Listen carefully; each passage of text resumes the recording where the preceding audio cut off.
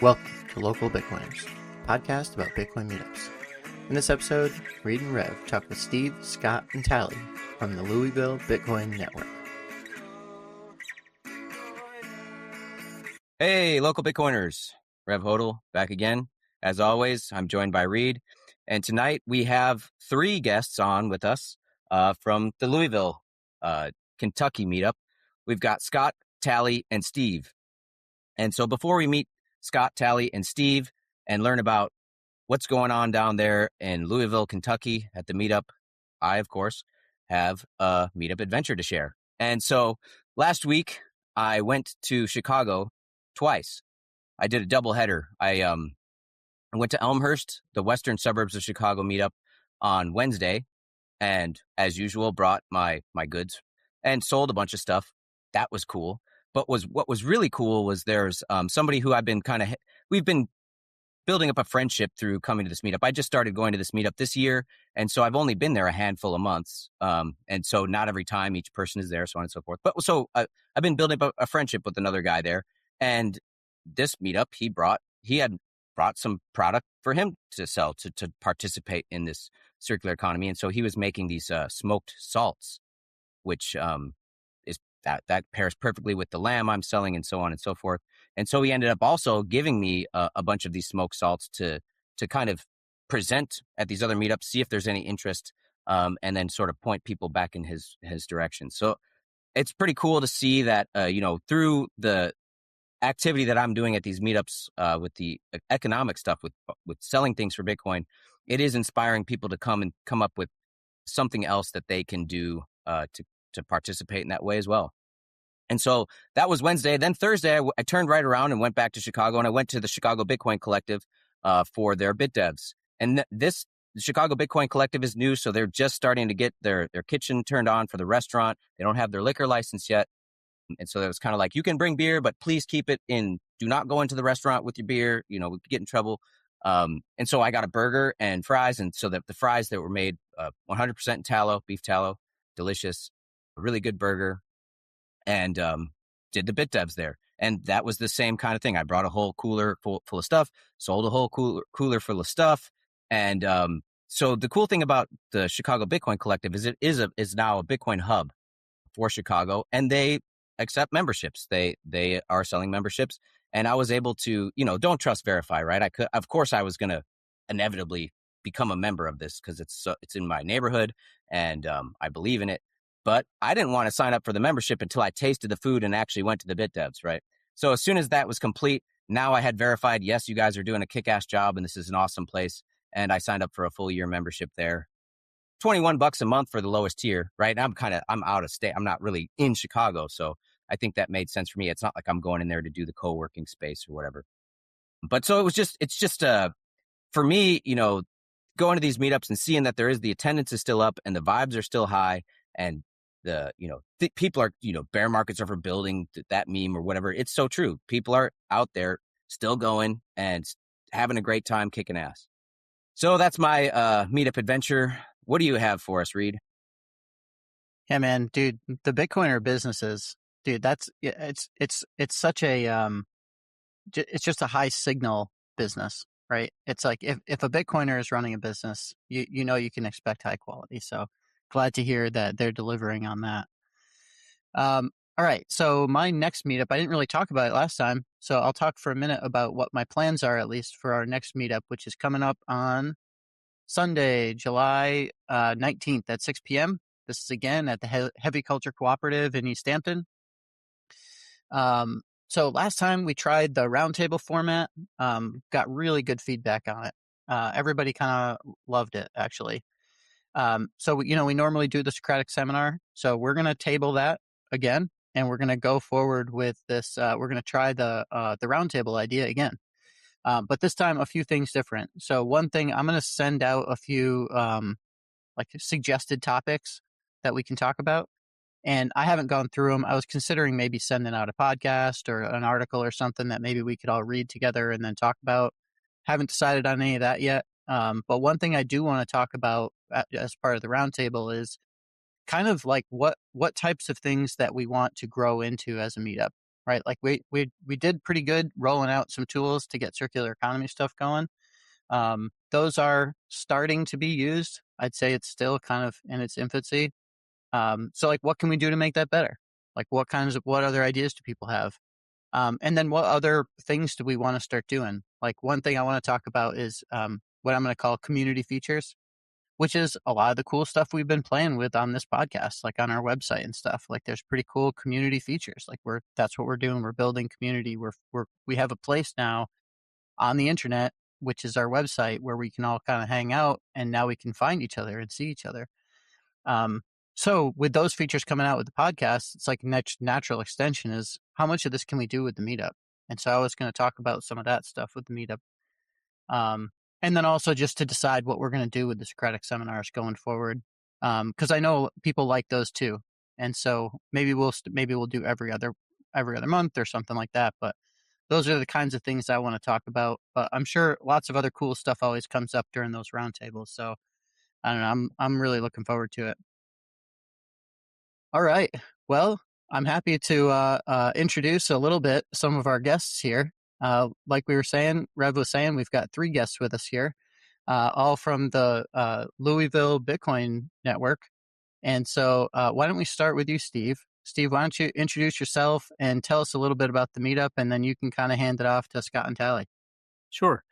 So this is our maybe second iteration of the Louisville Bitcoin Network, or the Louisville Meetup, as we might call it.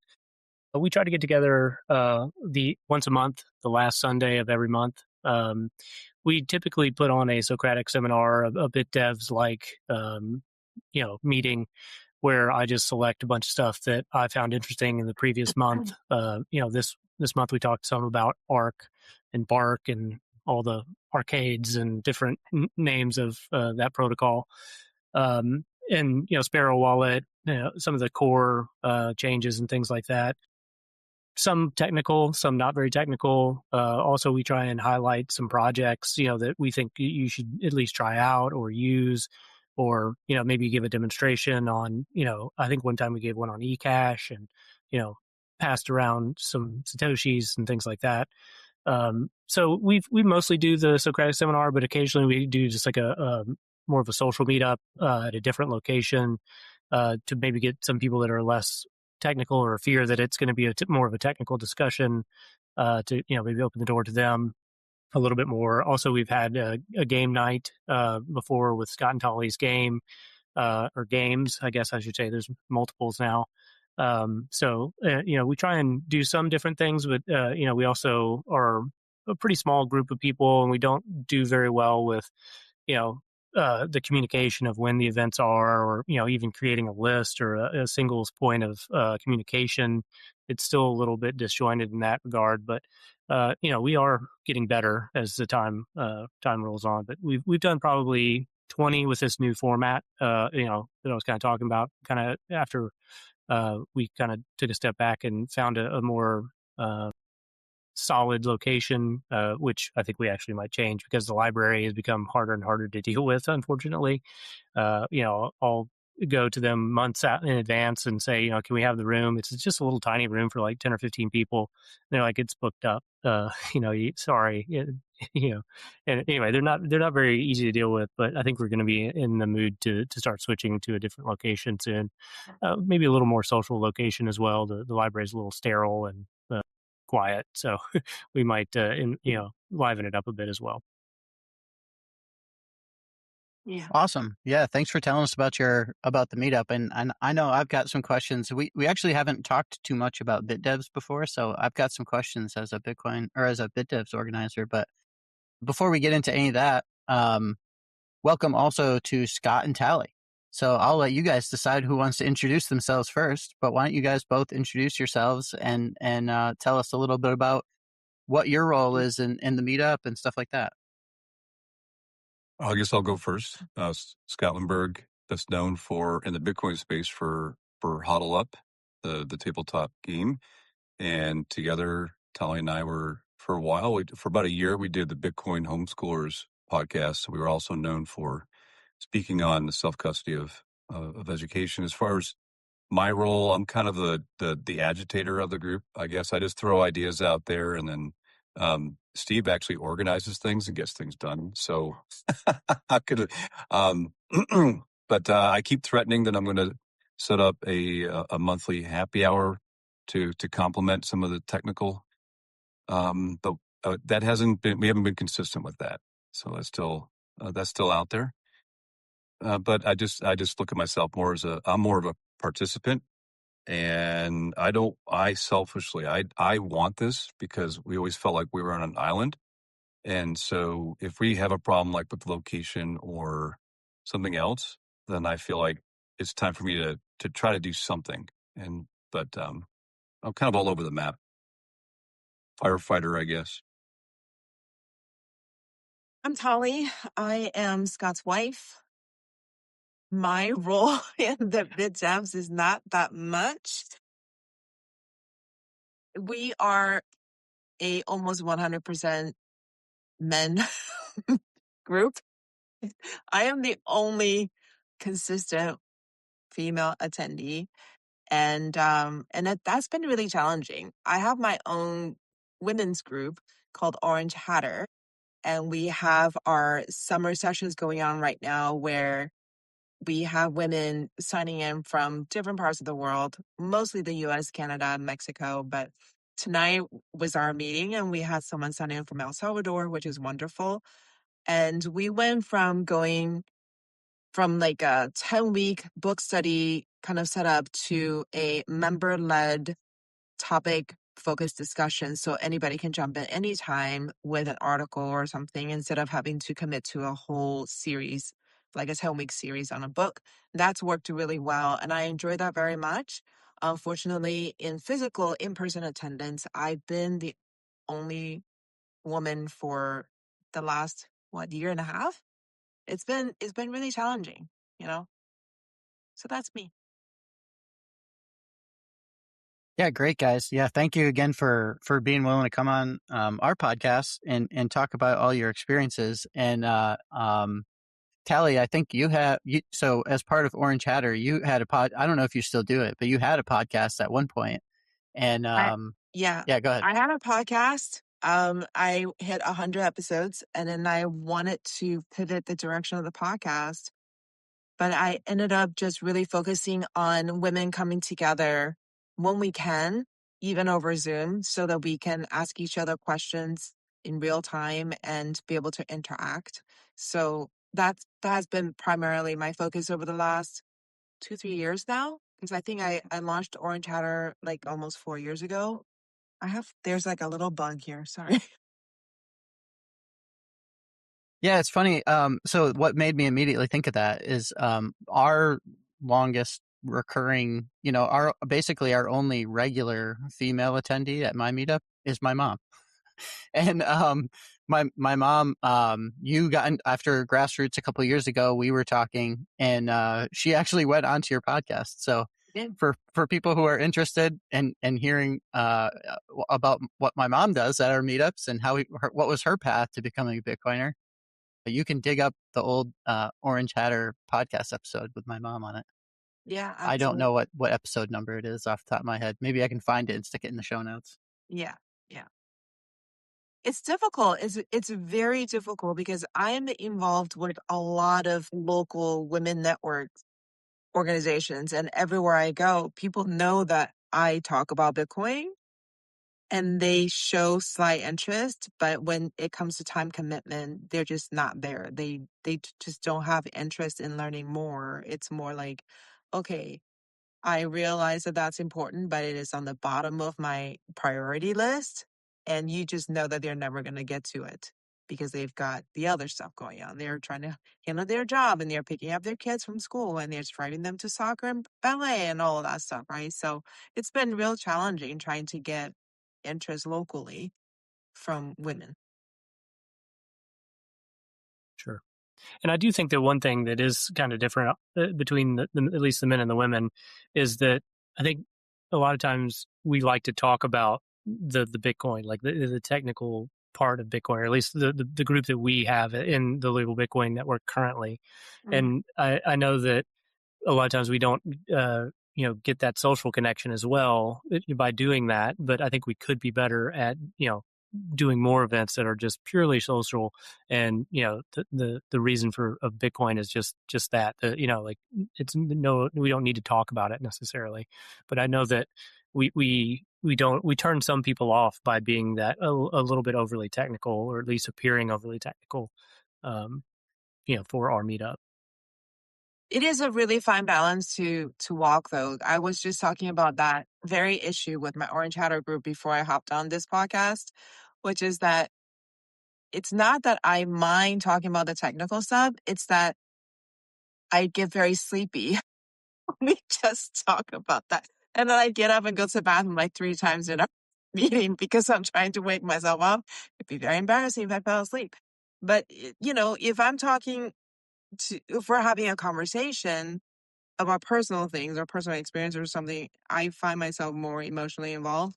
But I understand that for the group that we do have, you guys are perfectly happy talking about technical stuff and you're very fulfilled. So Right. it is a fine line to walk. Go ahead, Well, I'll Scott. just say, sorry to interrupt you there. I actually think there might be more men that are okay with the technical, but I think we lose men too, and we just don't know it because we don't see them. I think maybe more men are technical than maybe more women comparatively. But I think we actually are losing people. Maybe they're older or otherwise. We do have some older gentlemen that come. But I think the technical, most people don't go to like an internet meeting to learn how the internet works, but they know how to send an email. So I don't know if everybody needs to know all the technical. I think at this stage of the adoption curve that we're in. So I actually think we're losing more people than we realize.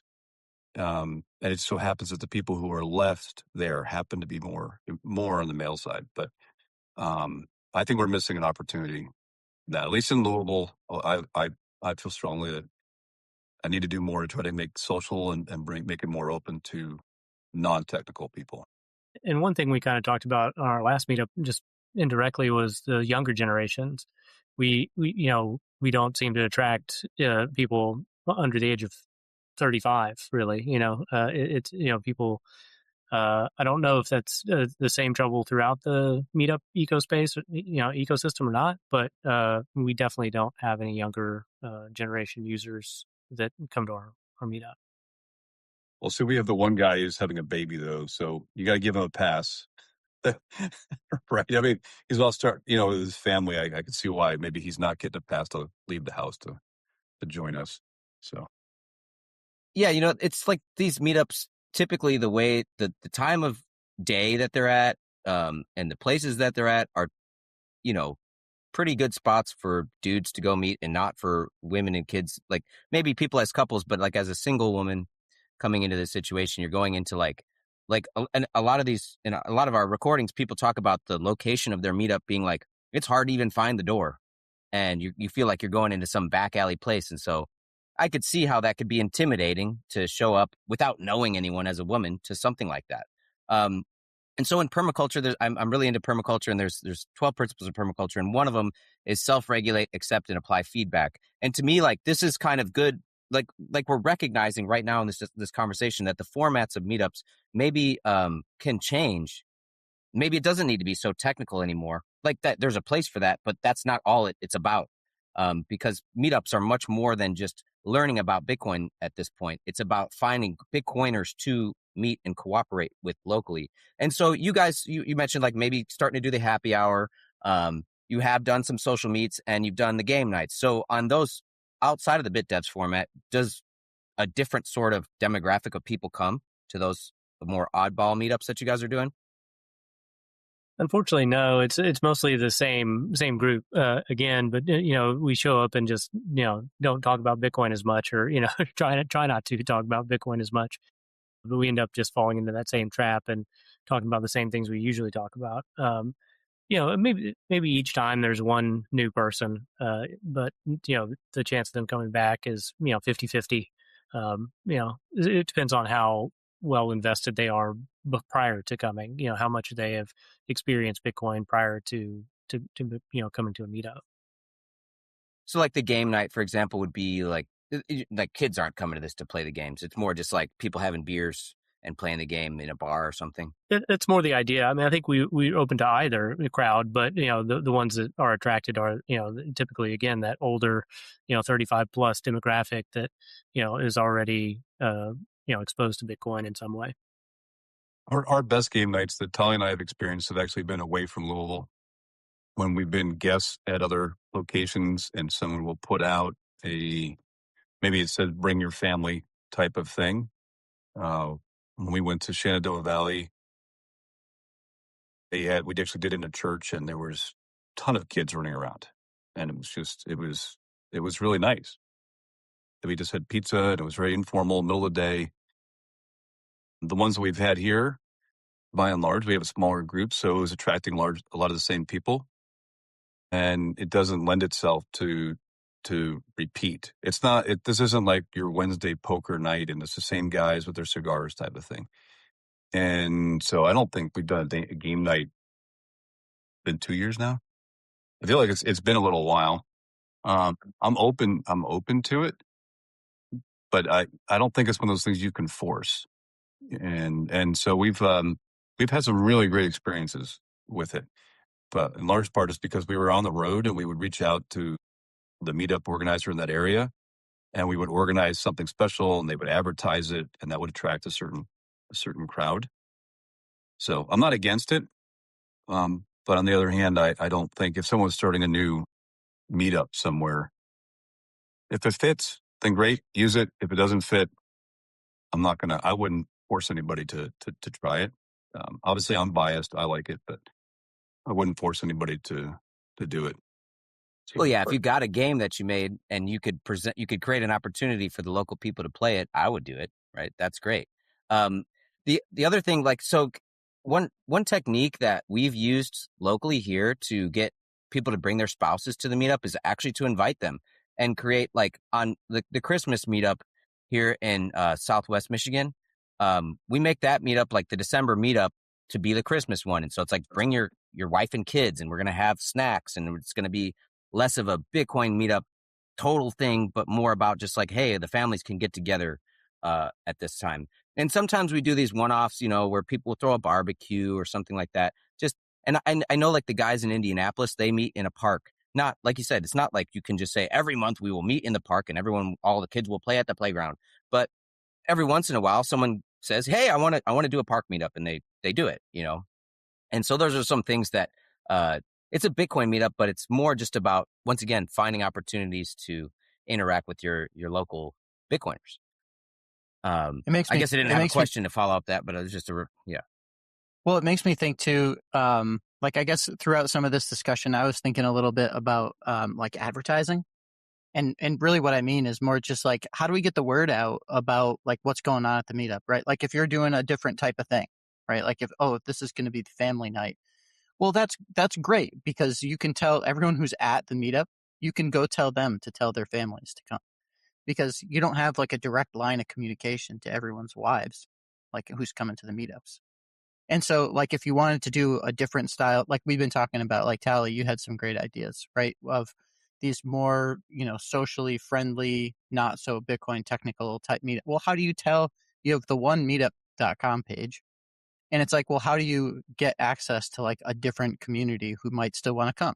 It's just a challenging thing. And I think, Rev was talking about it maybe a little bit before we hit record, but how do you find, and then the flip side of that, maybe that's where you want to find more, women or less technical people to attend your meetup. That's one challenge. But then there's like the silent Bitcoiners, right? They're really technical people who don't want to go out and get out of their home and go to these places. Well, how do you let those people know that your meetup exists? Let them know that it's actually a safe place for them to come. And like, there's no one going to be these like grand conspiracy theories or whatever that people might be after them. But how do we get them out too? And it's just, it's just a challenge, I guess, that probably all Bitcoin meetup organizers have. I guess I didn't leave it off with the question either. Go ahead, Scott. But we have a second challenge in that 10, 12 years ago, there was some OG Bitcoiner in the space that actually has Louisville Bitcoin Meetup, like that's still active on the Meetup app. And when we first started to learn about Bitcoin and wanted to get connected, we went there, and the Meetup page will show someone doing a presentation, and you think, oh, maybe I'm going to go learn. Well, whoever started it is long gone, and now and you basically go. No one has any presentation. No one has any agenda, and all the crypto. There was a bunch of crypto guys there, and there were some nice people, but they each had their own little coin that they were into. And we're like, well, okay, but we don't care, right? So we started this one because we actually we had been to Bitcoin Park, I don't know, for the first year we got into Bitcoin. Once we found it, we were down there almost every month. So we knew what it could be like. But we actually have a double problem when it comes to advertising, because you already have the standard problem of how you're going to reach out. But we also have like this distraction, like fake Bitcoin thing going on that we're battling. That's not helping us, right? I mean, I'm tempted to go and just, tell everybody to go to the other place, but I just don't even want to go. Like, I don't want to take my time to go all the way down to where I remember some pizza joint. I don't feel like even going to do that, because you have to go all the time, because you never know when those new people who are entering, if they find that first. So basically, I don't have an answer for you, Reed. You don't have a question, but I'm just letting you know we've got a double challenge for Louisville: the standard that you already have, and this kind of shadow ghost of the past that kind of lingers in Louisville.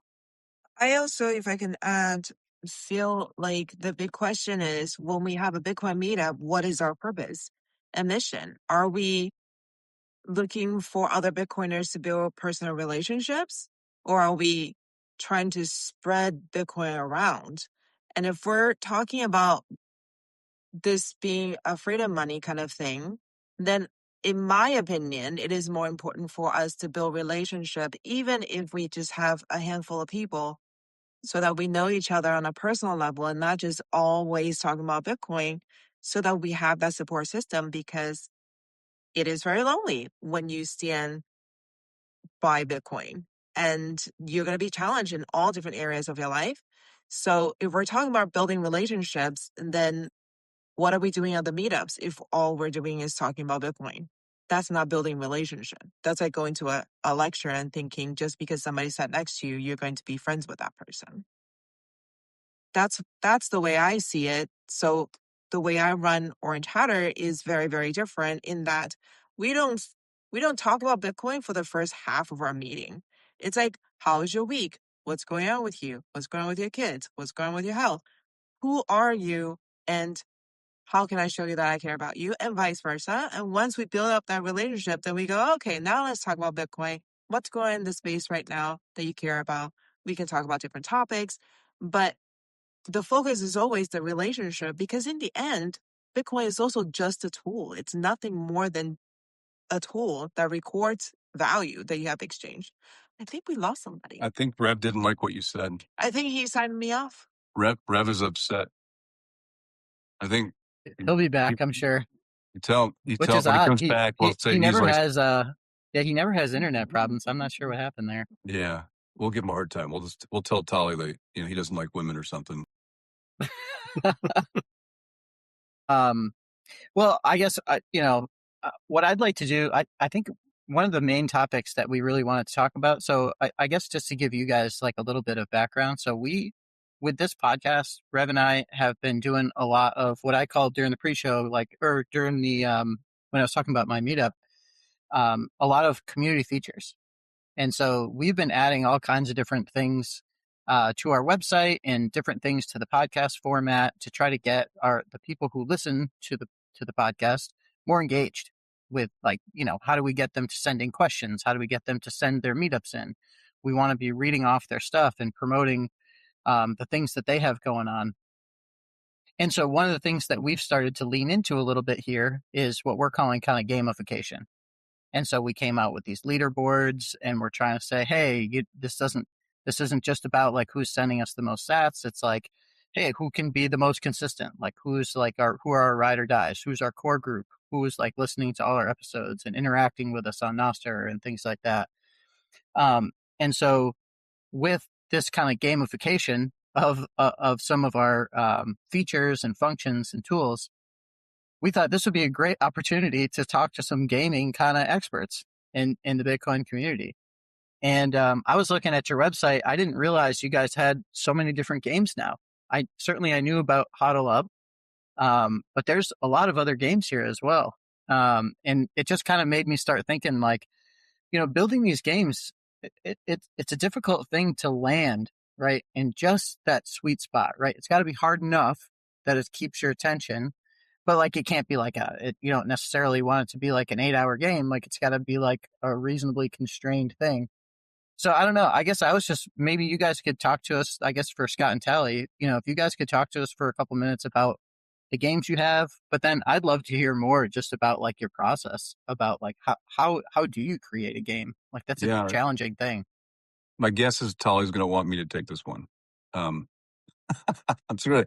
So there's a few things there. So one of the games you see on there is Mission Bitcoin. So in our area, we're about an hour and a half away from Lexington, and the same for Cincinnati. So it takes a little longer to get to Indy, and we're about 3 hours from Bitcoin Park. But when you look at the Cincinnati and Lexington group, it used to be not uncommon to have people come from other meetups that were close by. So Mission Bitcoin is actually created by a gentleman from Lexington. And then he had some issues with Jeff Bezos. And so now we put his game on our website. The other games, my goal is that I want a game that hits the mark where you could play it with families. I go to game conferences and there's people there who will play ridiculously long games. And that's not most people. Most people, it might be a family night, which would be awesome for more families to have that. It might just be a New Year's thing or some other type of gathering. So my goal is you can play it in less than an hour, and it's based on some theme.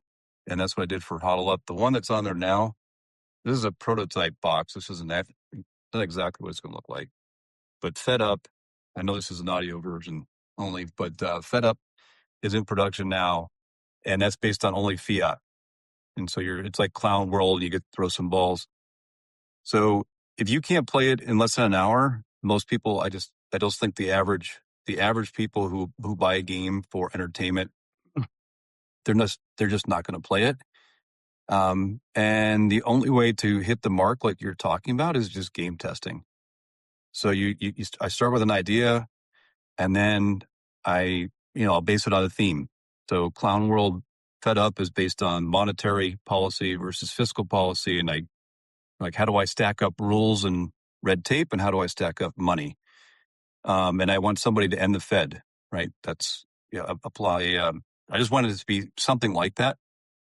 But then the game mechanics, like it's just iteration. You try it out, something just doesn't work, so you try it again, and it's just you have to be patient enough, and you have to find people who are actually willing to do game testing, and that's probably the hardest part. If you have people in your area that are willing to test it out with you, you can fast iterate, but it's just game testing over and over and over and over again, and then having enough humility to realize that your original idea just didn't work, and you have to change it. So the game never ends up as I originally designed it. It takes a lot of twists and turns. So basically, you pick a theme, you start, test, change, iterate, and cycle, rinse, repeat until you get something that you feel like hits the mark. That's about it.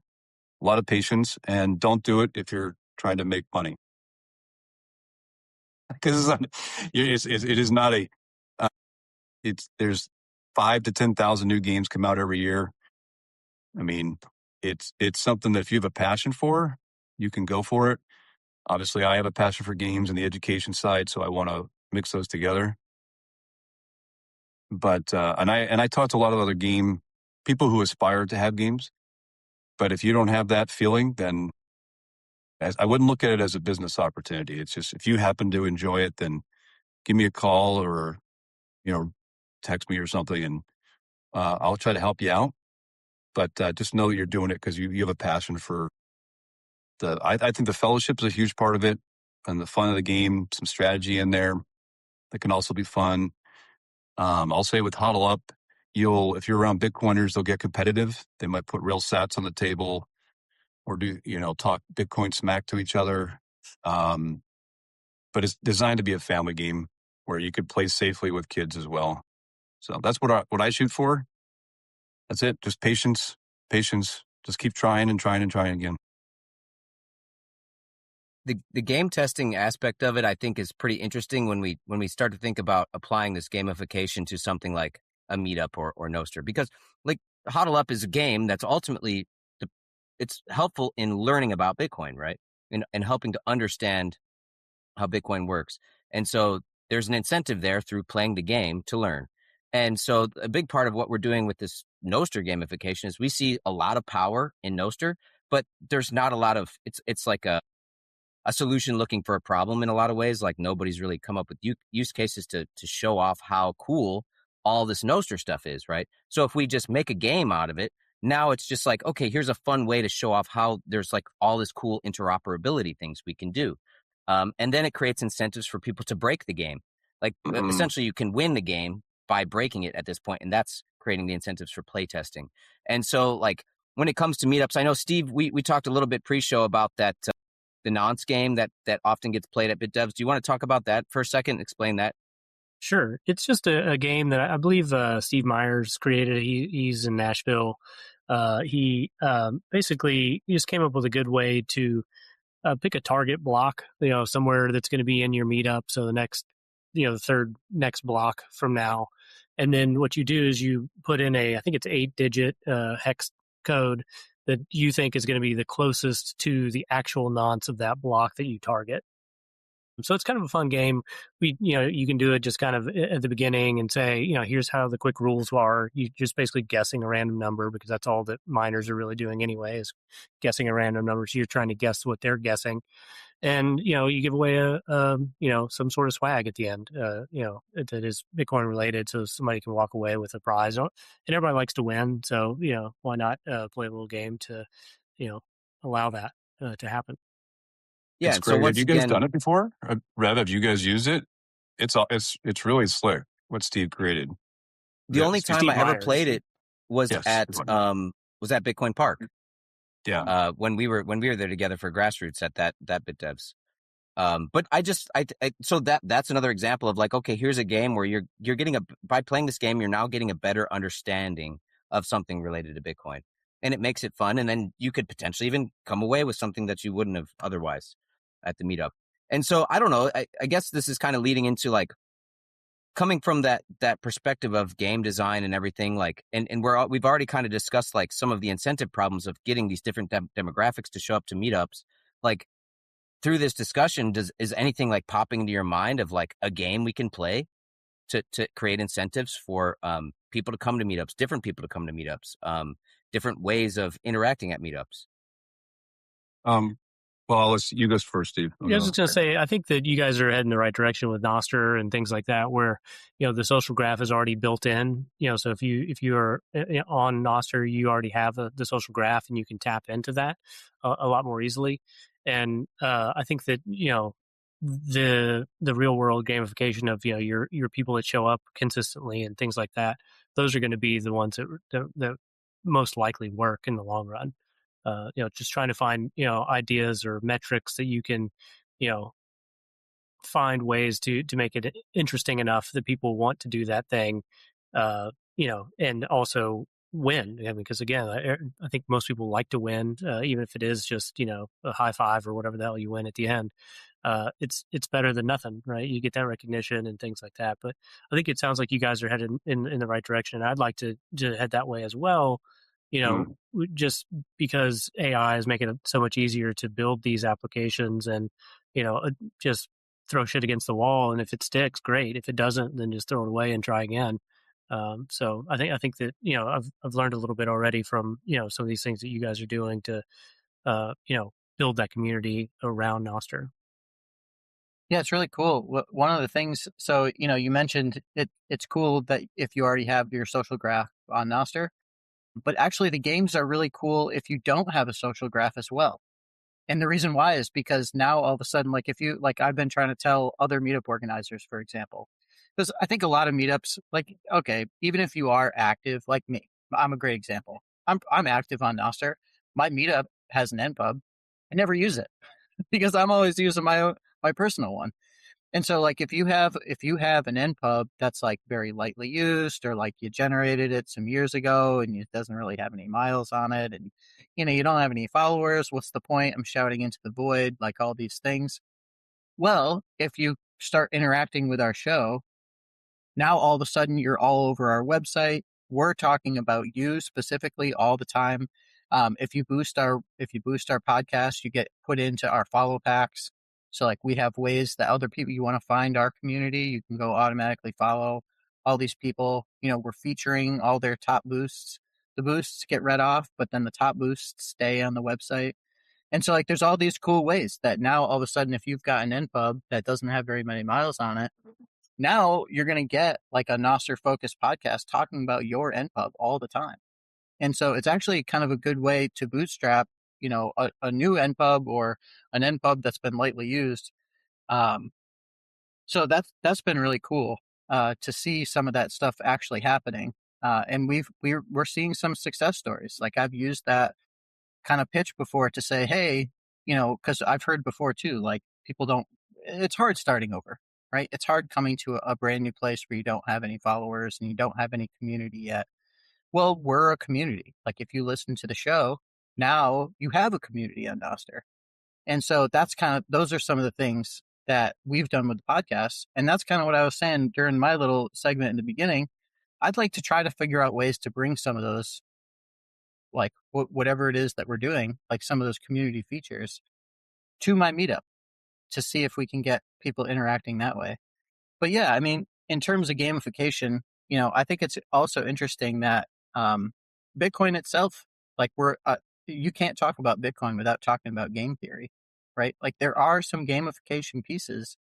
It's just lining up incentives, right? So you have to get the incentives just right. And that's like, Scott, when I was asking you about trying to make these games and stuff like that, like, because that's tough, right? Like, you got to fine tune those incentives just right to get people to interact in a constructive way that's going to help get you to your goal. Um, so yeah, so I mean, I don't know if you guys have more thoughts about how we can bring more gamification type tools to Bitcoin meetups. But yeah, that's definitely stuff we're interested in over here. Yeah, I love the guest the nods because it's up on the screen when you walk in. You scan a QR code. Someone has to explain to you, if you've never been before, what a hexadecimal number is. Then you have to explain what a nonce is. And so it's a way of opening up conversations for new people.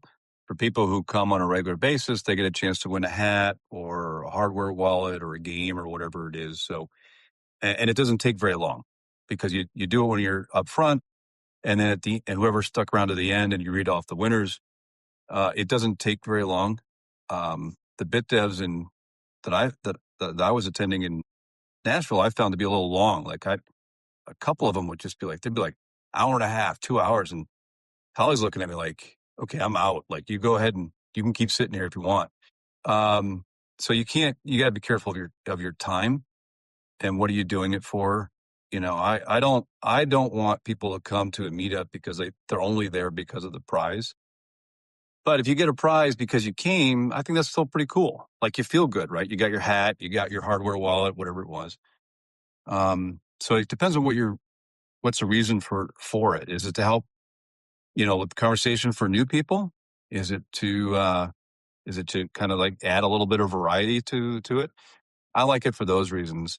I don't know if it really will drive attendance. It might help with repeat, people coming back, and so in that sense, it might help with attendance.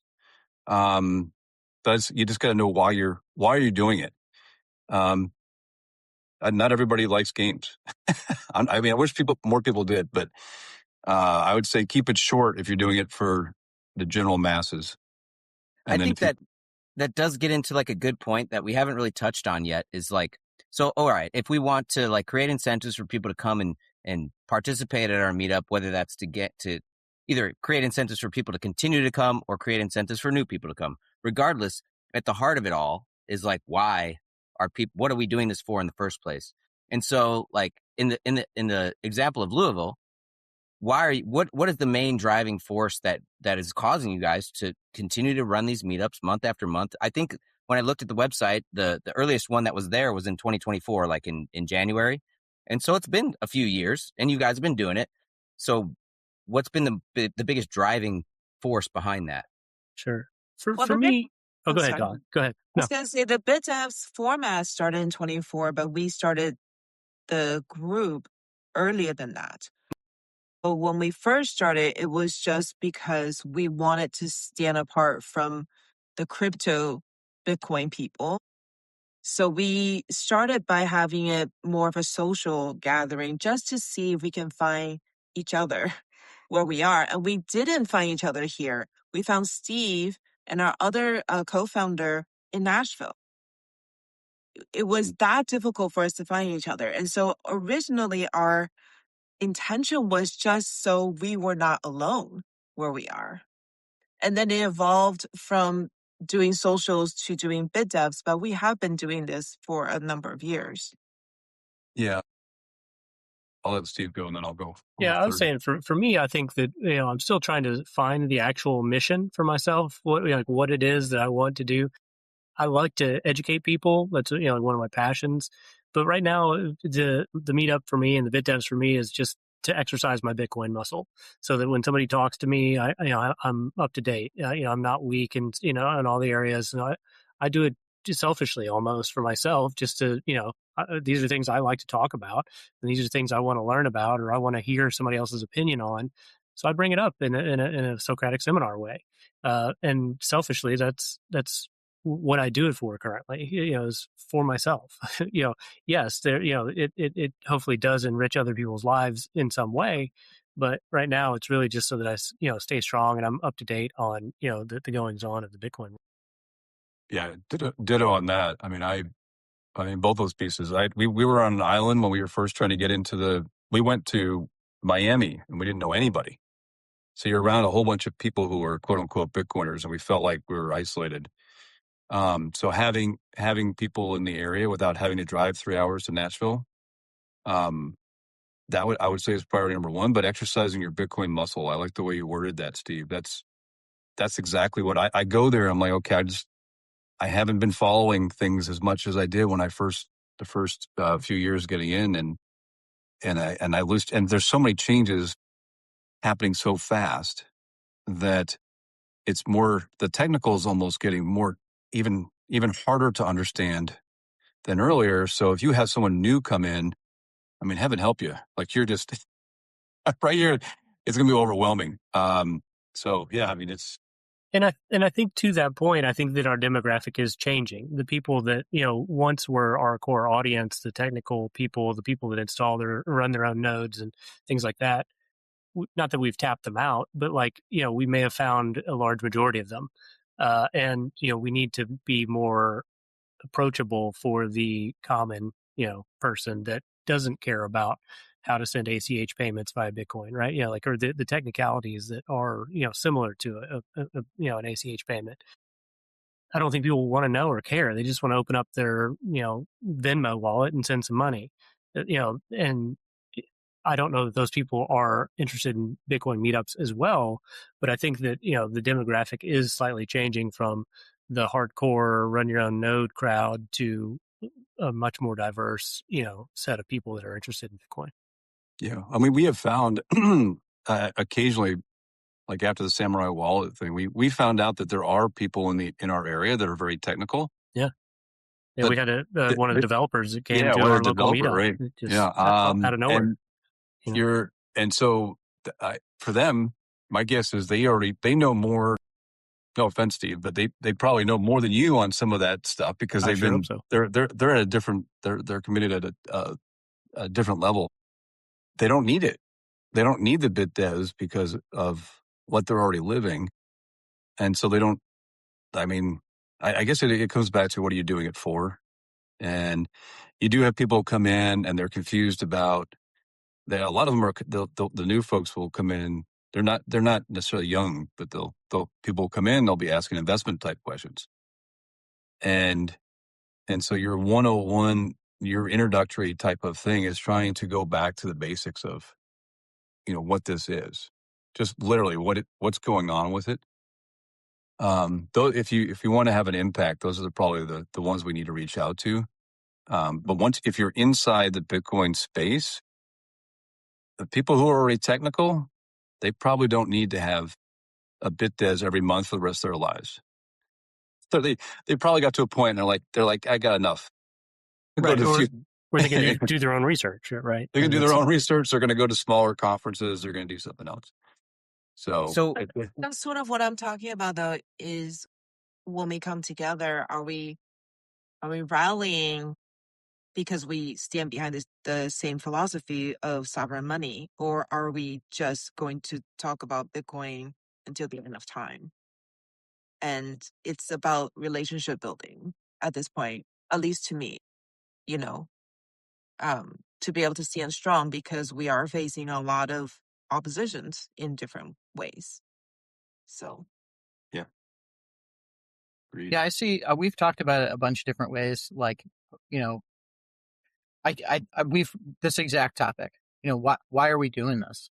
Like, as Bitcoin meetup organizers, like, why are we doing this to ourselves? It's great to get involved with the community and find your local Bitcoiners, but there's got to be a bigger purpose here because of how passionate we all are, right? And so I get a little bit stuck between I see them as like two very different things that both have their place. There's like finding new people and educating them about what Bitcoin is and like what is the opportunity that's being presented to you here by the fact that Bitcoin exists right now and it's still so early. Like trying to get people in the door and recognize like what it is going on here. But that's a completely different thing than, let's say, like the social aspect of enforcing consensus rules on Bitcoin, right? That's a whole different audience where now you're going to get into like, what version of Bitcoin Core are you running? Like, are you running like some other implementation? Let's talk about some of the developers. Like, those are not conversations you're going to have with new people. And so what are we doing here? Like, it is really important to strengthen that base of people who understand all the technicals, but it's also important to be bringing in new people so you can educate them and eventually get them over into that other group. And so I think for my meetup, I guess I really like the Socratic seminar format for that exact reason.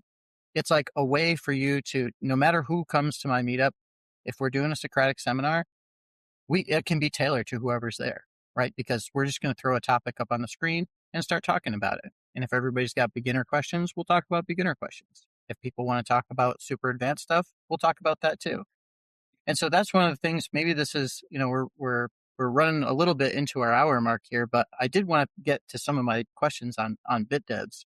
And one of the things that's one of my favorite things about BitDevs is this Socratic seminar format. And so that's why I had adopted, I don't call mine a BitDevs. It's just a Socratic seminar. We talk about Bitcoin topics. But that's where I got the format was from BitDevs.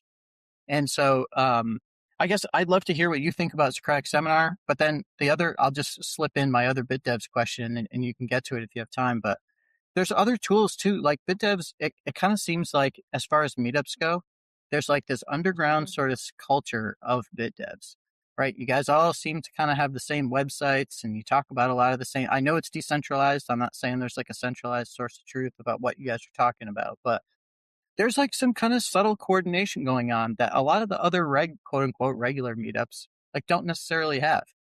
And so I've been very interested in how BitDevs meetup organizers think about that and like what kind of tools you guys have at your disposal. Sure. So a lot of times I do get some of the inspiration from other BitDevs, like bitdevs.org, the New York City Bitcoin. They have a cities page, and I'll go out and check them and say, what did you guys talk about last month or last week? And use that as kind of a guide for some interesting topics, because, I'm not up to date on all the goings on or the nuances of things. And, maybe half the articles I've read cover to cover or understand 100%. But I bring them up mainly because I'm interested in them and I want to know what other people's opinion are on it, or I haven't heard, or I really don't know much about ARC or BARC. Maybe somebody else has some information that I'm unawares of. And so I do bring them up for that reason. I do also like the Socratic seminar method as well. I never really knew what it was, and I'm still not certain I 100% know what it is. But I think it allows people to feel confident to ask questions. And what I think I've hopefully gotten better at over time is leading with better questions, or questions that start a better discussion. Instead of just saying, "What's up?" What do you think? So trying to lead the witnesses a bit more and things like that has become hopefully a better skill of mine. But I still really don't know what I'm doing. I'm flying by the seat of my pants. Sometimes I'll make the topics up the night before. Sometimes I'll spend a whole, I'll prepare weeks out and be ready and much more prepared. But I do really like the Socratic seminar method, just because it allows that interaction to happen much more freely, and for somebody to chime in where I may not have gaps in my knowledge, or they have an interesting story about that topic that they can feel comfortable bringing it up. My big question to follow that up is, like, how do we get Bitcoiners everywhere to not see that there's a difference between bit devs and a bit dev in a Bitcoin meetup, right?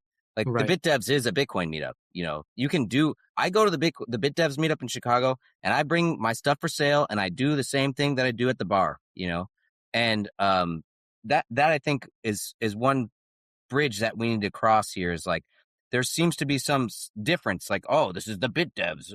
It's like, no, it's just another meetup format, guys. Like, this is a sweet thing. You can go, you can bring your stuff for sale, you can meet other people, you can learn about Bitcoin. You don't have to, it's not like you're going to get a tidal wave of technical information. That's a good thing. That'll rinse off, some of the pleb slop or whatever that you've been reading throughout the month.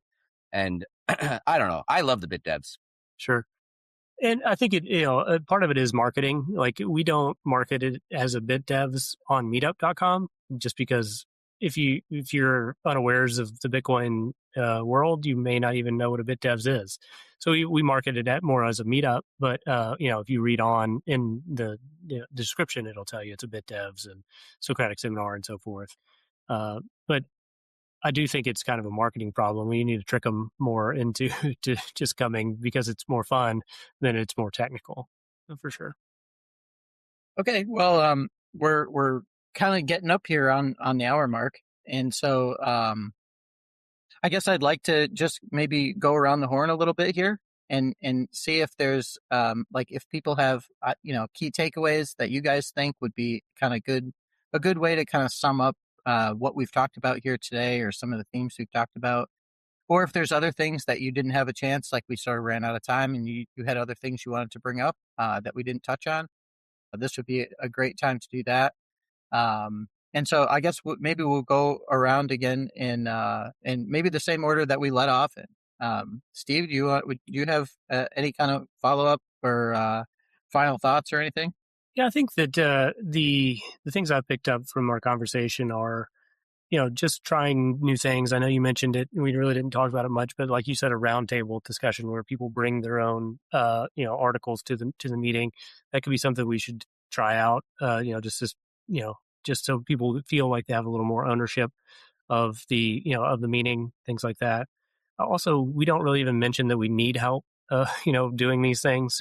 So I think we should do that as well. It's like, hey, if you're interested in doing anything for this at all, like reserving the room or organizing a social meetup, please do. We're not going to say no unless it's really off the wall and not fitting our the Louisville Bitcoin Network banner. But also I picked up some things around, we need to be more involved with nostr. We don't even have a nostr account for, the Louisville Bitcoin Network. Super easy to do. We should do that. We should, leverage that technology a bit more to do some of that gamification, to also make it easy to approach, for somebody that just comes to the meetup, say, here's nostr and here's how I can send you money instantly just by you signing up. I think we should, take some of those ideas and expand on them in the Louisville Bitcoin Network. If you do spin up an NPub for your meetup, let me Yes. know and I'll put it in the show notes. That might be a good time to throw it out there. I might do it while Scott and Tali are giving their There you go. recaps. Yeah, there you go. I had two thoughts. One is the idea of like all the AI slop that's out there. It reminds me a little bit of COVID in that it's a push towards more the importance of in-person events and the fellowship. And we really need that. I mean, that's ultimately, whether it's the technical side or otherwise, we need to have that fellowship so that we can keep pushing on these freedom ideas. And I don't think necessarily that bigger is better. Like I don't really care about the metric of how many people show up. Whatever the number is that shows up is really the right number. I'd prefer to have some more. I would like some growth, but I've been to bigger meetups and they don't necessarily feel better for me. I would rather have a few deep conversations and get to know people. So I just think, but like again, after COVID and with all the AI stuff, like the importance of fellowship towards what we all believe in, which is really at the end of the day is really freedom.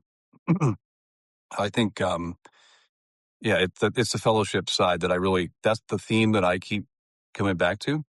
And the other thing we didn't mention it on a tactical side from running a meetup.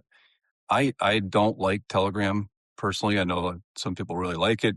We've had a couple scammers get into our group, and so we were all three of us were pretty impressed with the Fedi example at Grassroots.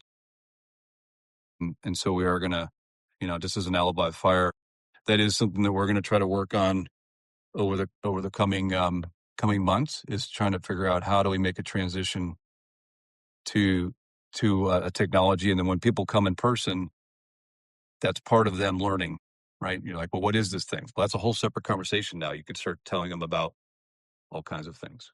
So just to jump in there real quick before you finish up, Tali. The Telegram is crap, and there's nothing but problems that come from trying to do your group chat in Telegram. That being said, the group chat is incredibly important, and this is how the noobs that come in there and they don't know anything and they're overwhelmed, now they can continue to ask the questions and get the information they need in the group chat in between meetups. Right? This is a great resource for people that are trying to learn, because now you're in a isolated group of people that you've met before. You can kind of trust them to a degree that what they're saying isn't bullshit and they're not getting scammed. But actually on Telegram, you are getting scammed a lot of times.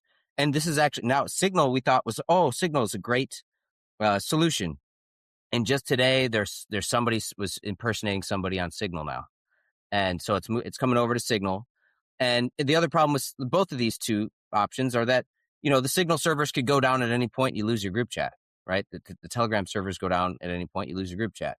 And so I don't know if what you're referencing with Fedi is allowing for not only this e-cashment, but a chat protocol into that as well. Yeah. That's very cool, because now you own your chat.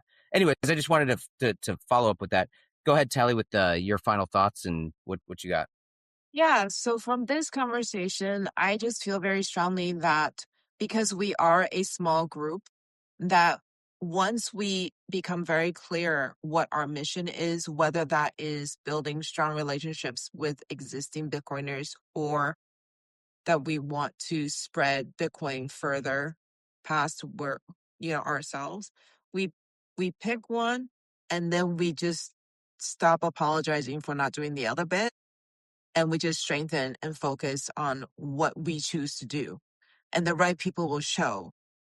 we'll lose some people, but the people who show up will be the right people. So just being really clear about what our mission is. I think that's my biggest takeaway. That's great. Honestly, that's like probably one of the best messages that we've left off a podcast with, because it's sort of just honest. I mean, you heard my confusion even about our own meetup. Which one do I do? I think that's great advice, to just pick which one you're going to do and go all in on that one side. I'm going to be thinking, I know for my meetup, I'll be thinking more about that. Well, there's many tips of the spear on this whole thing, right? There's in Illinois and Michigan and maybe Indiana now. There's these Bitcoin councils, the Michigan Bitcoin Council, right, which is working directly with the government on governmental stuff around Bitcoin. And that's cool. I'm not really interested in participating in that, but it's great. I'm really glad that somebody's taking that, picking that battle from fighting that fight for me. And the same thing can be true with the meetups, right? Like we can have meetups that are focused really on education. We can have meetups that are much more focused on circular economy, building market, actually using Bitcoin, creating opportunities for people to gain liquidity for their Bitcoin, whatever. All of it is necessary, and we don't have to do it all. It's actually maybe even better that we do focus. And that's okay to say, like, for once again, personal incentives are important. Steve, you mentioned that, like, I just wanted to flex my Bitcoin. I just wanted this. One of the big reasons why I'm doing this is because I get to learn more about Bitcoin through being challenged every month to show up with the good content for the people that are showing up. And the same thing is true for me. A big reason why I run the South Bend, Indiana meetup is because I want to give the local Bitcoiners in my area access to my products. I produce high quality food, and I want the Bitcoiners to have it first. And if I don't have a meetup, then how are they going to ever find it? You know? And so I guess I'll just continue on with the final thoughts or the wrap up of all of it. It's just that it seems like because of this, there is this uncertainty, right, about what do we focus on. It becomes hard to create opportunities for children to come to meetups, people's spouses, other women, right, to create meetups that are not just just changing the idea of what a Bitcoin meetup is in general. I think we're reaching this tipping point where the Bitcoin meetups are becoming something more than just what you would think of as a BitDevs a few years ago. And maybe creating some gamification incentives around that will help prove where it will help us get feedback, the feedback that we need to know if the directions we're moving in are working or not. And so that can be not necessarily at the meetup, but you could, once you have the group chat, you can create games within the group chat to create incentives for people to come back, even as simple as just like foreshadowing the prizes for the nonce game, right, at the BitDevs. Anyways, I think this was really cool. It's definitely got me thinking a lot. I've got my gears turning a lot about what I can do for my meetup and how to broaden the scope of who's showing up and how to get them to show up. So what's And up? I'll Is keep, that Reed? yeah, Yeah. I'll keep my final thoughts a little bit tight, because I sort of shared them, I think, a little bit as you guys were going. But I can't remember exactly when, but we had actually, I think it was Spencer back in episode 9. He brought up this point that we come back to a lot, and it's consistency, but also variety, right? Consistency is super important for Bitcoin meetups, and I think most Bitcoin meetup organizers, we got that piece. We understand it's important to be consistent and to have this thing every single month. The variety piece is something I know I'm trying to work on. And it's why I'm trying to communicate back with my meetup and just try to figure out where they're at. And I think a lot of the stuff we talked about here today it's going to help me on that mission. And maybe it'll probably hopefully help other Bitcoin meetup organizers too. Just try to meet their attendees where they're at. So I think that's kind of my final thought. And so with that, I think we're getting ready here to transition to our value for value portion of the show. So as we talked about pre-show, of course, Steve, Scott, Tali, you guys are all welcome to hang out. But the second half of our show is really, this is our chance to develop our community and to interact with our community that listens to the podcast. A lot of them are Bitcoin meetup organizers. Not all of them. A lot of them are hang out on nostr. Not all of them. but we do what we can with the tools that we have to try to interact with them. So that's what we're going to do. And so again, you guys are more than welcome to stay. But what we do to get our value for value section kicked off is first go to our leaderboards. So let me pull those up. While you're pulling those up, Reed, I just want to say thank you guys for coming on. I really do appreciate you sharing, just letting people know, right? Louisville is a meetup. You can go to that. And, we just talked with Clay from Cincinnati. And as you mentioned, it's not too far. It's not out of range. Next week, we're talking with Columbus. And, Indianapolis, I would have loved to talk with Indianapolis. We haven't quite got the scheduling worked out with that. But in this region, right, around Louisville, there are a lot of other meetups. And so if you're listening from any of those different areas, you can come cross-pollinate with Louisville and hang out with those guys and see what they got going on too. And likewise, as you mentioned, Scott, you're already been traveling around as much as you got time for to check out other places. But this is, once we start getting this crossing together, that's really what makes this stuff hum. And so I really appreciate you guys for coming on here, sharing your all the info about Louisville.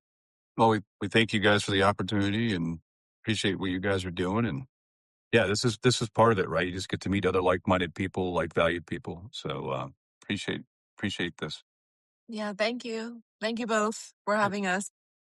Agreed. Thank you very much. Absolutely. Yeah. Thanks, guys. All right. So let's transition over to our leaderboards. So our first leaderboard we like to talk about first is called our top episodes leaderboard. These are our episodes that have received the most sats all time. We like to say sats are the standard, right? So let's use sats. It doesn't mean necessarily that these are our best episodes or our top episodes. These are our episodes that have received the most sats. So there are other metrics too, and we can talk about some of those. But that's what we got here for our top episode leaderboard. And so still up at the top of our list in first place is episode 15, Privacy is Sovereignty, with BTC Wrestle from Columbia, South Carolina. And that one is coming in with 897 sats. So the cool, this is our top episode. And the cool thing about this being our top episode is that BTC Wrestle has agreed to donate his portion of his splits to the Samurai developers. And I think Rev and I, we talked a little bit about what our plans are for that. And really, I think what we're going to end up doing is all the splits. So Rev and I's split, as well as BTC Wrestle's split, are all going to go to the Samurai developers' families. The way that we're going to do that is I think right around the end of July is going to be our cutoff. And at that point, we'll add up the totals. We'll take everything that we've received so far. That would be for Rev's split and for my split. And we'll make a big donation to support Keon and Bill and all of their legal battles and just to support their family while they're going through all those challenges. So this is a big opportunity if you're into this value chain concept that we've got spitting out over here, and you want to support Samurai. You can boost that show, and at the same time, in the message of your boost, take advantage of the fact that you're donating to these guys, and let people know about your meetup. Let people know about the event that's coming up. Let people know about a product you have for sale. Send an empowering message. Ask us a question. Whatever. Take advantage of the fact that you're contributing to help these guys out, and we will continue to let that cultural capital and that value propagate out. Right. The upside here is you get to be. We talked about it in this episode, right? Now you're part of the community, right? If you make a boost, you could just send them sats, but now you can send them sats and become part of our community at the same time. All right. So moving on to this second place here is episode 2. A consistent member of our top episodes leaderboard. And right up there at the top in episode 2 is Meetups Are the Ultimate Web of Trust with Jersey City, New Jersey. And that was with GC and James. And so actually, we talked about, I think during even this episode, the topic of AI came up as a reason why in-person connections are so important. And so we talked about that during that episode. And that continues to be one of people's favorites episodes. So if you haven't listened to episode 2, definitely a recommendation to go back and give that one a listen. All right. Third up on our top episodes leaderboard is episode 14. So that was Permaculture for Bitcoin Culture with Source Node. And that episode received 112,456 sats. We had a great episode. You can tell by the title. It's got to be in Rev's top list because permaculture is in the title. So we hit on a bunch of good permaculture stuff there. So if that's your thing and you haven't listened to that episode, definitely go back and listen to that. But we talked about a lot of other cool stuff in that episode as well. So if you haven't checked that one out, that one's third place here. So our number of episodes continues to grow here. So these top 5, this is becoming a more and more exclusive club. When we only had 6 episodes, it wasn't that interesting. But now that we're getting the totals up, these ones are really shining through as our top episodes. Well, and talk about the community feed, right? So now Source Node is in the community feed for local Bitcoiners. And, I follow a lot of people on Nostr on my Rev account. And I'm also looking at the local Bitcoiners account. And so a lot of times I will miss what Source Node is putting down on Nostr through the Rev account. But now I'm seeing it for sure on the local Bitcoiners account. And I have to say, dude, I'm a big fan of the vibe that Source Node is putting out lately. I am really digging it, Source Node. If you're listening, keep that shit up, man. And if you aren't following Source Node, you can do that really easy. You should be watching what this guy's talking about right now because it gets me going. It gets me feeling good, I've also been enjoying his notes there on Nostr. So yeah, if you're not following Source Node, give him a follow.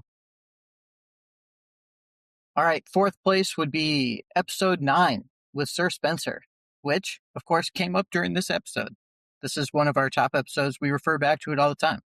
And example was here today. We referred back to something that Spencer said about consistency and variety, which has influenced me significantly. It's caused me to kind of shake up a lot of the stuff that we're doing with our meetup, just to kind of keep it fresh and make sure we're not getting stale. So definitely consider, if you haven't listened to episode 9, definitely consider going back to give that one a listen. I would say, and I don't know, Rev, if you agree, but I would say episode 9 was a little bit of a turning point for the show. Like, I think that we really started leaning harder into the V4V stuff after, maybe right before, but really in preparation for maybe that episode. All right. Yeah, So I will say, like, when it comes to gamification too, I've been, so Bowl After Bowl, we typically record on Tuesday nights, and Bowl After Bowl goes live later, usually after we're done recording. They're just getting started. And so I can pop into Bowl After Bowl and check it out live. And what's so fun, man, is that you can watch Bowl After Bowl live on like Nostr. I could watch it on Wisp or Amethyst or whatever. And my wallet's just linked through NWC, Nostr Wallet Connect. And so I can just like spam their show the whole time with those bowling pins crashing and the disco ball turning and stuff, just zapping them all throughout the whole time. I'm having so much fun with it. That is a fun game to play, you guys, is going to Bowl After Bowl, listening live and seeing what it feels like when those bowling pins crash because you sent them the Bitcoin. Super fun. Anyways, I've been having fun with them lately. Yeah, it does. It's really convenient, actually, right? That it's right after we normally finish recording is when they get started. I've been listening a lot too, and talk about community features, right? They have, first of all, they have more ways to boost their show than you could ever imagine. You can mail them stuff in the mail and boost their show via United States Postal Service. Can be your protocol. So there's lots of ways. Oh, they have, and Rev, I think you called into it, right? They have a voicemail that you can call and leave a voicemail on, and they'll play it and interact with you that way. So they've got, we're learning so much from them. When we roll out new features, we're heavily influenced by all the other cool shit that shows like Bowl After Bowl are doing. Here's a call out. Should we have a voicemail? Do you guys want to? Do you want to have your voice played live on air? Should we add that as a segment here in the value for value section? Let us know. Yeah, and maybe we could come, like, is there a Nostr voicemail service? Maybe we could try to get voice notes on Nostr. All right, finally, so to round out our top episodes list is episode 5 with Augie, and episode 5 was titled "The Meetup is the Farmers Market."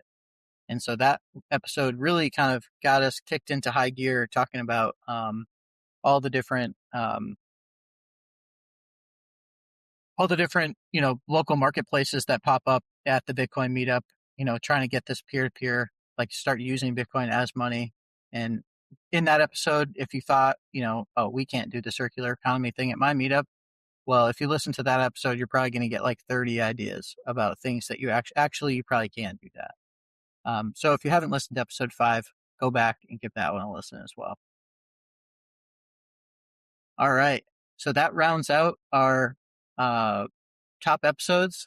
So let's go to our next leaderboard, which is our top listeners leaderboard, aka our ride or dies, aka our core group. We're still working on names here. But these are the guys, these are the people who have been boosting us the most consistently, right? They've listened to, either all of our episodes or a lot of our episodes. They're hitting that boost button on the regular. We're reading off their notes all the time. And so what we're going to read off here is the top 3. And so first and to place, take it back to the show too from tonight, it's both guys and gals. We've yes, got absolutely some not just men represented in our core group here. So this online meetup is starting to get some diversity. Some diversity, yes. Yeah. Well, in first place, and who has been in first place, I think, since we invented this leaderboard, is Matthew D. Matthew D, we are looking forward to trying to find cool ways to interact with you since you've been on this leaderboard for so long. Matthew D has boosted all 17 episodes. And so, if you go to our stats page on the localbitcoiners.com website, you'll see that he's actually at the top of several categories. Like he's one of our top community members in many different areas. This is just the leaderboard that he has basically owned since it started.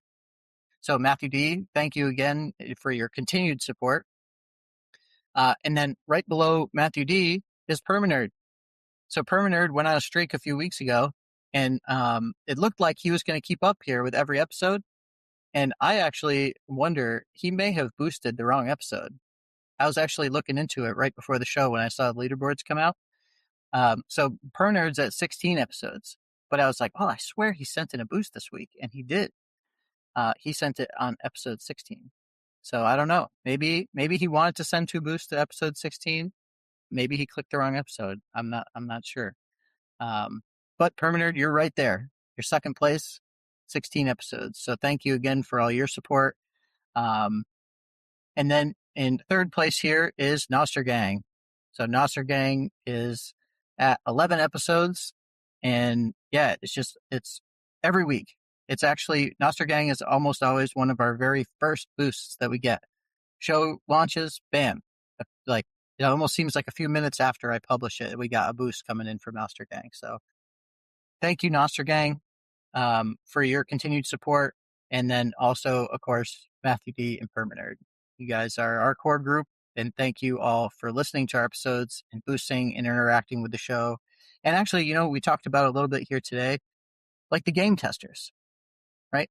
You guys are kind of like the testers for all these features that we're rolling out. So if you like features, let us know. If some of the features that we've rolled out are kind of like, meh, you don't really, not into them, let us know that too, because we're trying to create a game here. And so if the more feedback that we get about what's working, we'll lean into those, and what's not working, maybe we'll cut them off. And please try and break the game, because a lot of these games are not just for the show. What we're doing is we're trying to build ideas for Bitcoin meetups to employ this stuff too, to build it into their communities. And so if we get a nice, strong game that everyone's been poking at and trying to break things, then once meetups start taking on this stuff, they've already got a much more hardened game that it isn't as easily broken. So this is helpful for meetups at the same time. Like, please try and break our games. Have some fun, guys. All right. So let's go to our final leaderboard, which is our top boosts of all time. So our top boost leaderboard. These are honestly these are really the boosts. They're boosts that get read off every episode. And so really what we're using these for is to promote our top boosters. So whatever stuff that they've got going on, whatever message that they have that they think is the most valuable thing that they could put out there for whatever, for their brand or for whatever, maybe they're selling some products, maybe they have a company, whatever it happens to be, maybe they just want to wish us well, or maybe they want to give somebody a shout out. All those are great things. And those are all things that we want to promote. And so that's what we're going to do. So we're going to see what are the top boosts that we've ever received. And we're just going to keep reading them out every single episode. We'll read off the top 5. If your note falls off the top 5, then, we'll read somebody else's note. And that's fine. That's kind of how the game works here. So let me start reading out our top boosts of all time. So in number 1 is 300,000 sats via localbitcoiners.com from Sovereign. And the message reads, Sovereign is the geek squad for Bitcoiners and Bitcoin companies.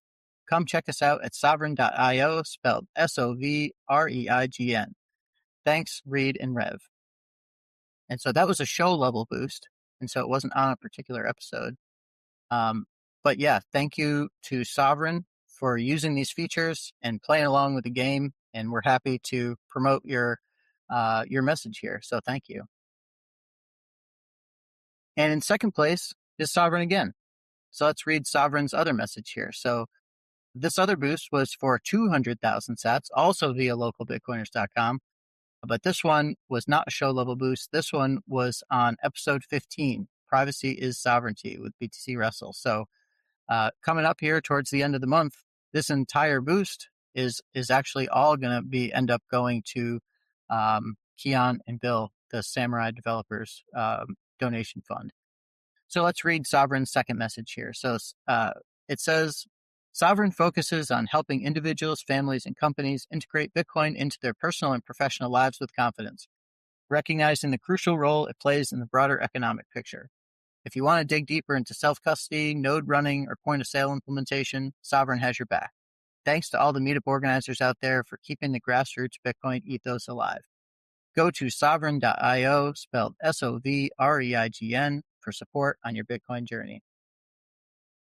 Well, thank you again, Sovereign. We really appreciate those 2 monster boosts. They really go a long way for this podcast. And in this second boost's case, it's hopefully going to go a long way for the Samurai developers and their families.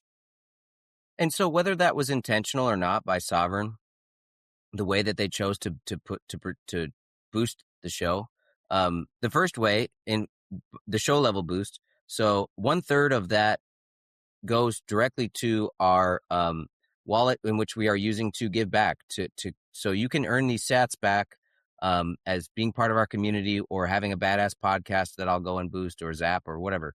A lot of those sats are going back out into the community.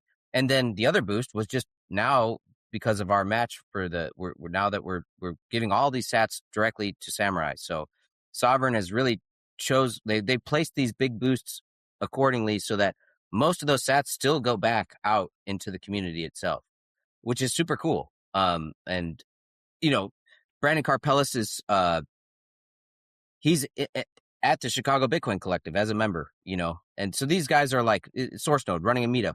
These guys are the guys that are in our community. They're doing it with us, and so it makes sense that they're boosting the show like that. Yeah, and you bring up a good point, and we do try to call this out. We probably try to call it out as much as we can, but it probably isn't enough. The whole reason why we're doing all these splits and we're cutting up all this different things and we're doing all these donations and we have our V4V fund where we're trying to boost, other people and do a whole bunch of zaps and stuff like that. The whole reason why we're doing that is because we're trying to build a community here. And so the way, when the show, when we're able to receive sats, those sats are going right back out into the community. And so when you're boosting the show, it's great, we really appreciate, our cut of that. It helps pay for all of our, the costs of running the podcast and stuff like that, and for our time and things. But really what we want to do is we want to empower other Bitcoin meetup organizers, and we want to empower our community on Nostr. And so that's what we're doing with it. And so these huge boosts, they go a long way. They really go a long way.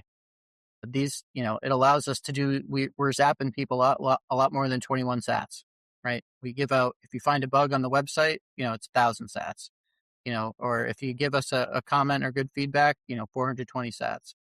And some of those numbers, I'm telling you, some of those numbers might start creeping up here, because we've got a lot of sats in that wallet right now that we're trying to get through. So,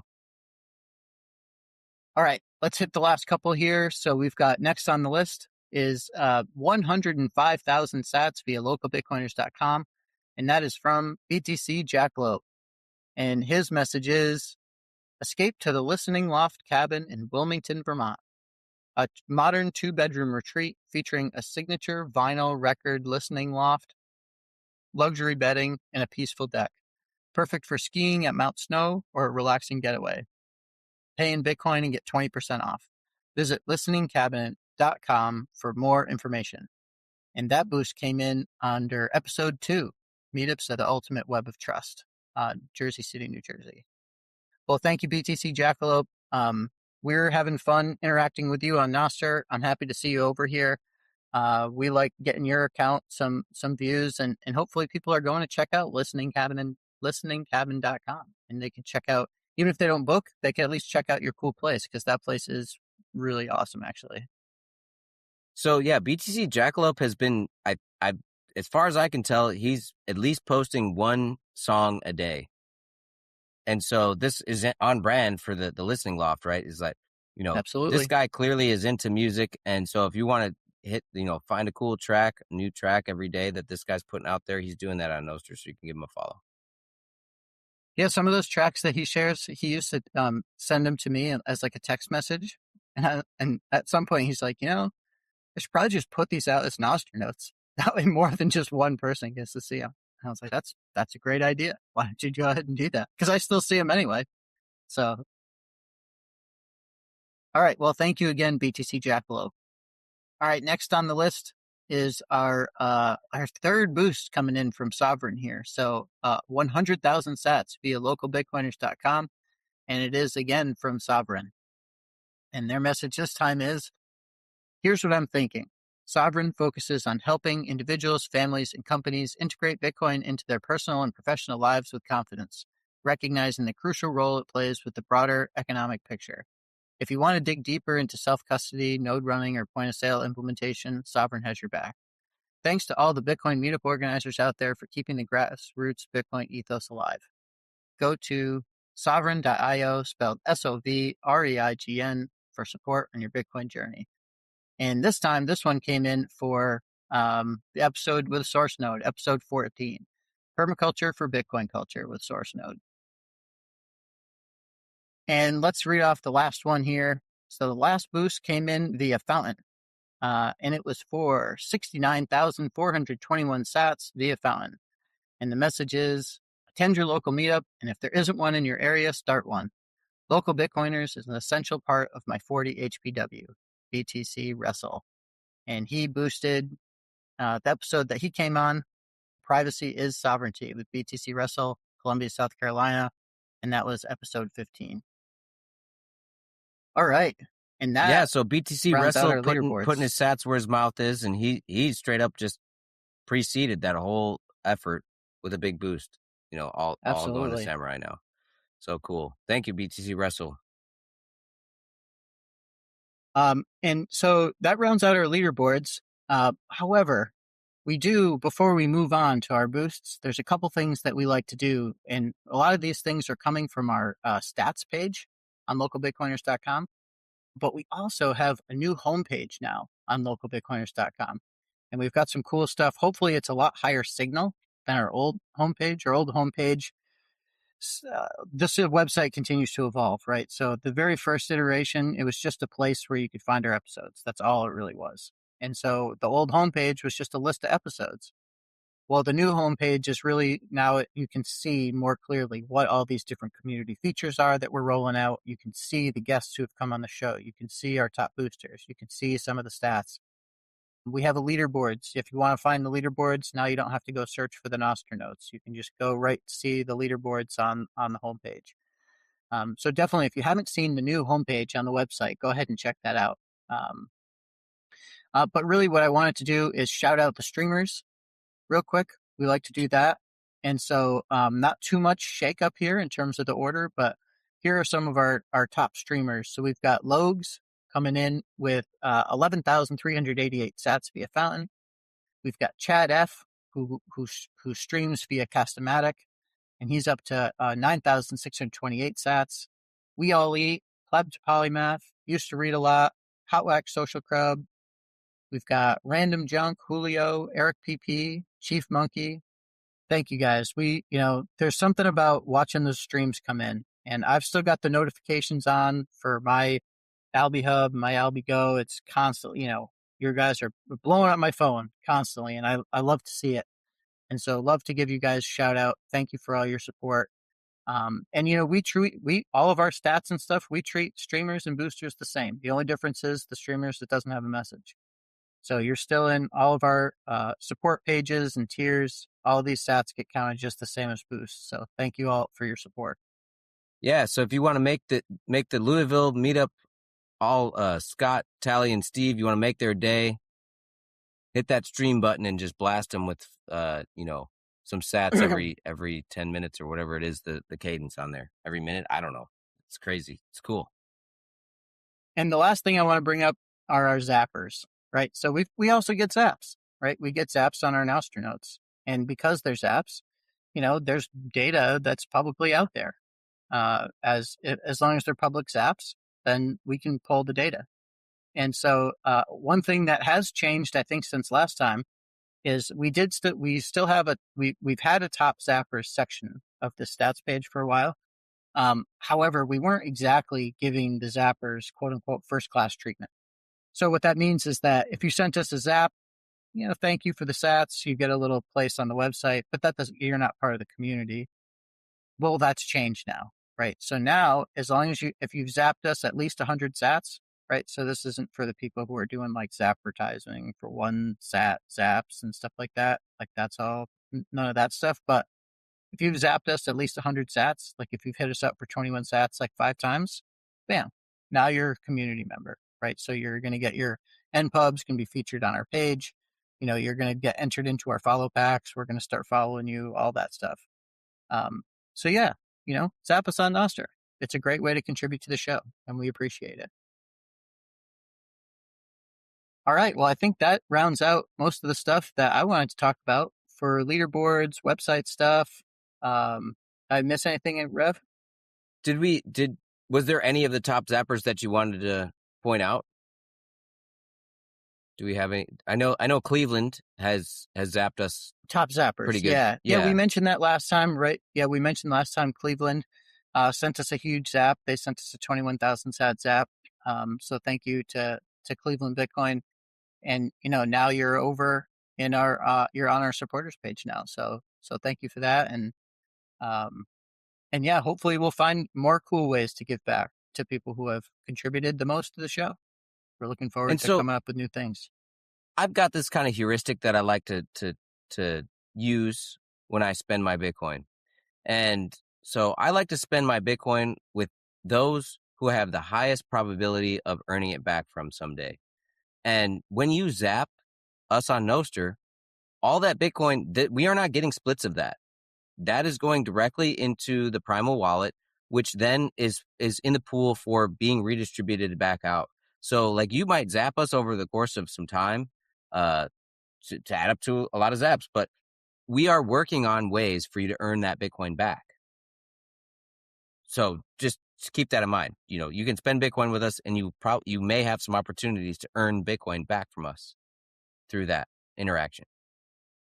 And I guess I get that you're teasing it a little bit, but I will say just to give some more, drop some more breadcrumbs here. Go check out our meetups page. So we have localbitcoiners.com/meetups. you can find it. There's a link right up in the top. You click explore. It gives you all the different links to all our different pages. If you go to our meetups page, you'll see that there's lots of ways for you actually to share your meetup. And I've talked about some of these ways in other episodes. Right now, this is kind of, we talked about what aspects of the gamification maybe aren't being used or aren't working. Well, the meetups page, honestly, is one of the pages that isn't being heavily used. And so we are looking to change the rules, right? We're looking to change the incentives. And so we were talking about before, we've got a lot of the zapping to do. So if you post your meetup on our meetups page, I would not be, don't be too surprised if you get a nice fat zap for that. So, something to check out. If you haven't checked out localbitcoiners.com/meetups, give it a try. Yeah. Post a meetup, see what happens. All right. So with that, you want to transition to the boosts? You got them queued up. You ready to go? Yeah. All right. Thanks again, everyone, for throwing down some interaction with the show, boosting us, sending us some sats, and, as well, whoever the guest is on the show that you boosted, they're getting some of those sats. And the first boost we got is 1,000 sats via Fountain from Clay Seal. And that Clay says, thanks for matching the boost for the Samurai Heroes. And that was on Privacy is Sovereignty with BTC Wrestle, Columbia, South Carolina, episode 15. And so Clay was on the last episode, the last recording, talking about the Cincinnati meetup. And so he likes what's going on with the Samurai thing, and he's throwing down 1,000 sats towards them. That's great. Thank you so much, Clay. That every little bit helps. Next, we've got 101 sats via Fountain from Nostr Gang. And Nostr Gang says, did he say BitLife Crisis? Love it. And that was on Local Bitcoiners, the subjective value of meetups with Clay Seal, Cincinnati, Ohio, episode 17. And he did say BitLife Crisis. And, I guess what he was getting at with BitLife Crisis is that it's the tipping point where you have almost not enough fiat and too much Bitcoin, and now you have to spend your Bitcoin in order to get by. You're gonna need fiat at some point. You don't have enough fiat cash flow. You got to get rid of some of that corn, and it feels good once you reach your BitLife Crisis. I recommend everyone try and see what that feels like. I was trying to remember. I saw that boost come in, and I remember hearing that term. And I can't remember who said it. Do you remember who coined that term, BitLife Crisis? Can't remember. Okay. Yeah, I can't remember either. Sorry, I'm riding the mute button right now because I got someone's blasting off some fireworks right next door to me. Hell yeah. Yeah, that sounds great. Let's go. Let's celebrate the independence of the United States of America. And we're lighting off fireworks for Nostr Gang's BitLife Crisis. No, there you go. BitLife Crisis. This is what happens. The fireworks start to go off. Next, we got 2,500 sats via Fountain, and it says great rip as always, fellas. Salute emoji, and that was from the subjective value of meetups with Clay Seal, Cincinnati, Ohio, episode 17. So thank you. Yes, it was a great rip. I really enjoyed talking with Clay about this whole, I just got this feeling, man, that the velocity is what we kind of need right now. We're at the tipping point of so many things, and all we just need is a little bit more juice, a little bit more grease on the wheels, and things will really start to roll here. So big part of what we're trying to do with all of this local Bitcoiner stuff is get some velocity moving, get that value chain reacting. Next, we got 111,111 sats via localbitcoiners.com, row of sticks from Permanerd. Another great episode. Thanks for continuing to produce quality content. And that was from Parallel Systems for Silent Bitcoiners with Bitish, Cleveland, Ohio, episode 16. And so this may be what you were saying, Reed, is that Permanerd mistakenly boosted an older episode second time. And Permanerd, you don't have to boost the row of sticks again. You can minimum's 100 sats, but you might need to go and keep your streak alive there. Next, we got 333 sats. Oh, and before I go on from Permanerd, and so this is one thing that, I realized, like, when we're talking about the most consistent, our top listeners, our core group, we read off those names, and I'm like, I could say something about them right now, but I know that they boosted the show, right? So now I can just talk about them once we get to their boost. And so Permanerd does have a pretty cool podcast with Oshi. That's the Yada podcast. You Are the Algorithm. They've got a permaculture section in that podcast. I really enjoy listening to that podcast. They've got some good audience participation. They're doing value for value over there, talking a lot about stats and stuff of how their show is doing. And so it's very much up your alley if you're listening to this show. The Yada podcast is definitely something to go check out. Yeah, 100%. 100% agree. I've really been enjoying their podcast, and we get ideas from them too. Like I like some, Rev and I have had separate conversations about what they're doing with the jar and other types of interesting stats they pull that we don't. And so that's cool. And so we can kind of learn from each other. If you haven't checked out Yada podcast, go check it out. All right, next we got 333 sats via Cast-O-Matic from Chad F. And Chad F says, guest discount is a great way of thinking about it, or thinking about someone boosting their own episode, since their split just goes back to them. Also ties any message they send to their episode going forward. And so Chad F is starting to think about some of the incentives around these systems that we've built. And the guests have certainly figured out the game pretty quick. We didn't think about this, that, hey, if you're a guest on the show and you boost your own show, then you get the sats back, like a rebate on the sats, and you get your message attached there. And if it's a big enough boost, now you're continuously promoting your show on future episodes every time. I don't know. It seems to be all right. That's right. Yeah, and you're on cool. the leaderboards and all that stuff. That's right. Absolutely.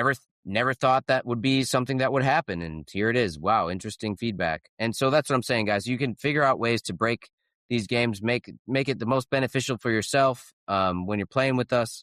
And this is teaching us how to, once again, build these parallel systems more effectively and have some of the kinks worked out when it's not just a game and it's the real deal. Okay, so next we got 4,000 sats via Fountain. Shoot, this NPub didn't render. Maybe I can deduce who it was by their message. I lean into streaming sats feature a lot, and one reason is a way to experiment with unit of account and V for V. I'm still working out my thoughts on it. I think Rev's point about velocity somewhere in there, and I didn't have a word for it before. So I think this was Clay, actually. It's Logs. Once again, was it Logs? Okay, cool. Yeah, so Logs. All right. So this is from Logs. It is still nebulous for me. It's just a feeling that I have. I don't have any real concrete quantitative analysis of this idea that velocity will improve what we've got. But it just makes sense to me that if in any economic exchange that you make willingly and you're not coerced, you're in a free market, then that means that you've got more capital at the end of that exchange. Both parties have got more capital at the end of that exchange for whatever they were looking for. And so that means it's generative in capital. And so if you can increase the amount of capital generation, then theoretically your economy should be more powerful. We'll see if that ends up playing out. But so yeah, that was on Subjective Value of Meetups with Clay Seal, Cincinnati, Ohio, episode 17.